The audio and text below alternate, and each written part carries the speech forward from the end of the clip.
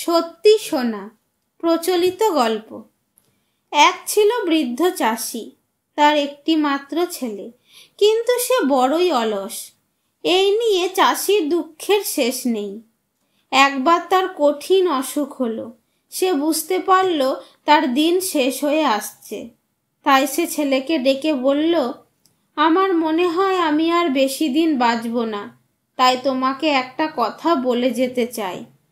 ছেলেটি অলস হলেও তার টাকা পয়সা ও সোনা দায়নার ওপর বড্ড লোভ।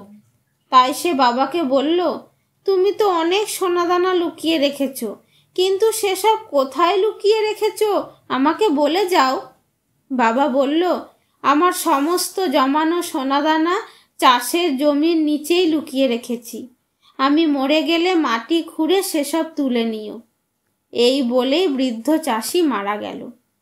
বাবার সাধ্য শান্তি মিটে গেল যথাসময়ে।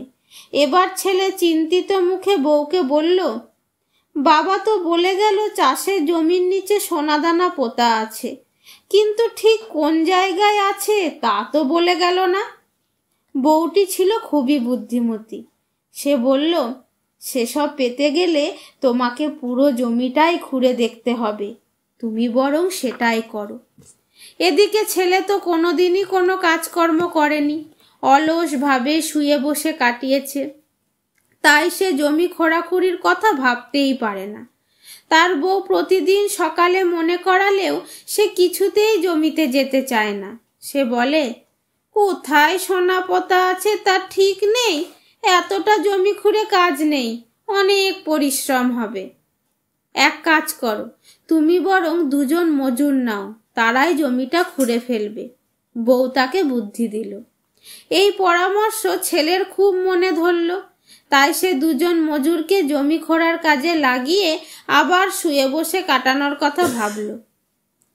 এবার তার বউ বলল, তুমি তো দুজন মজুরকে কাজে লাগাচ্ছ, কিন্তু মাটি খুঁড়ে যদি সোনাদানা পেয়ে যায় তাহলে তো ওরাই সেসব নিয়ে নেবে।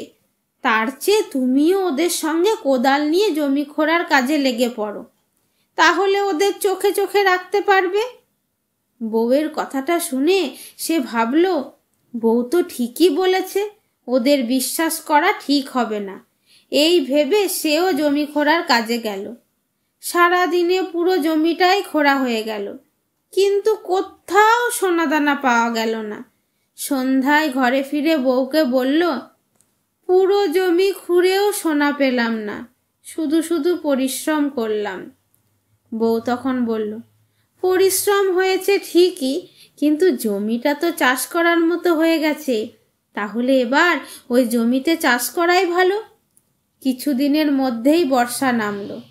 চাষির ছেলে হাট থেকে ধানের বীজ কিনে আনলো আর সেই বীজ জমিতে ছড়িয়ে দিল। প্রতিদিন সকালে জমিতে গিয়ে দেখতো, একসময় সারা জমি সবুজ ফসলে ভরে গেল। চাষির ছেলের মনও আনন্দে ভরে গেল।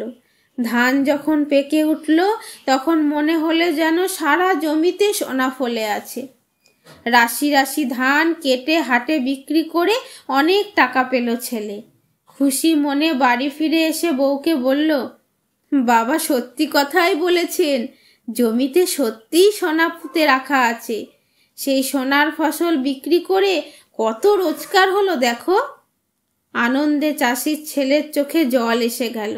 সে তার বউকে বলল, এখন আমি বুঝতে পেরেছি, পরিশ্রম করলে তার বিনিময়ে সত্যিকারের পুরস্কার পাওয়া যায়। এই শুনে তার বউও খুব খুশি হলো। আনন্দে তার চোখেও জল ভরে উঠল। অলস চাষির ছেলে এবার থেকে পরিশ্রমী কৃষক হয়ে গেল। বছরে বছরে তার ঘর ভরে উঠল সোনার ফসলে।